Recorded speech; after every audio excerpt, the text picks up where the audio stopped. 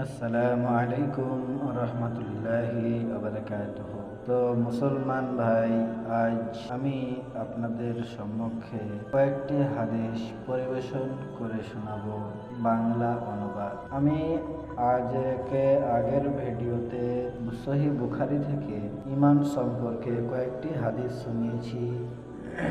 আজকে আবারও কয়েকটি হাদিস শোনাবো। তো আব্দুল্লাহ ইবনে আমর রাদিয়াল্লাহু তাআলা আনহু থেকে বর্ণিত, জনৈক ব্যক্তি আল্লাহর রাসূল সাল্লাল্লাহু আলাইহি ওয়াসাল্লামকে জিজ্ঞেস করল, ইসলামে কোন জিনিসটি উত্তম? তিনি বললেন, তুমি খাদ্য খাওয়াবে ও চেনা অচেনা সকলকে সালাম দিবে।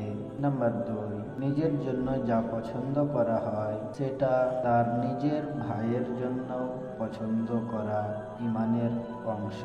আনাস রাদিয়াল্লাহু তাআলা আনহু থেকে বর্ণিত, নবী করিম সাল্লাল্লাহু আলাইহি ওয়াসাল্লাম বলেন, তোমাদের কেউ প্রকৃত মুমিন হতে পারবে না যতক্ষণ না সে তার ভাইয়ের জন্য সেটাই পছন্দ করবে যা তার নিজের জন্য পছন্দ করে। হাদিসের নাম সহিহ হাদিস। আল্লাহর রাসূল সাল্লাল্লাহু আলাইহি ওয়াসাল্লামকে ভালোবাসা ঈমানের অন্তর্ভুক্ত।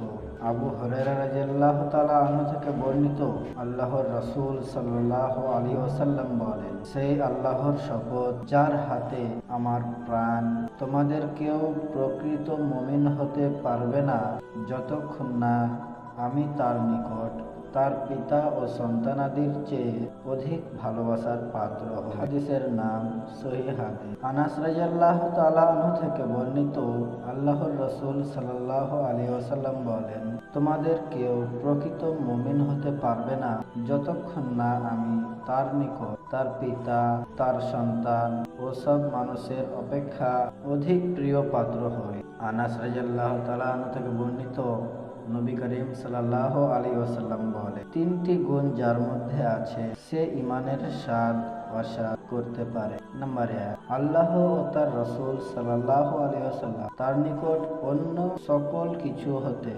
অধিক প্রিয় হওয়া। নাম্বার 2, কাউকে একমাত্র আল্লাহর জন্যই ভালোবাসা। নাম্বার 3, কুফরিতে প্রত্যাবর্তনকে আগুনে নিক্ষিপ্ত হবার মতো অপছন্দ করা। তো বন্ধুরা, আজকে ভিডিওটি আমাদের এই পর্যন্ত। বাকি যা আছে তা আমি সামনের ভিডিওতে তুলে ধরার চেষ্টা করব ইনশাআল্লাহ। সকলে ভালো থাকবেন, সুস্থ থাকবেন। আসসালামু আলাইকুম ওয়া রাহমাতুল্লাহি ওয়া বারাকাতুহু।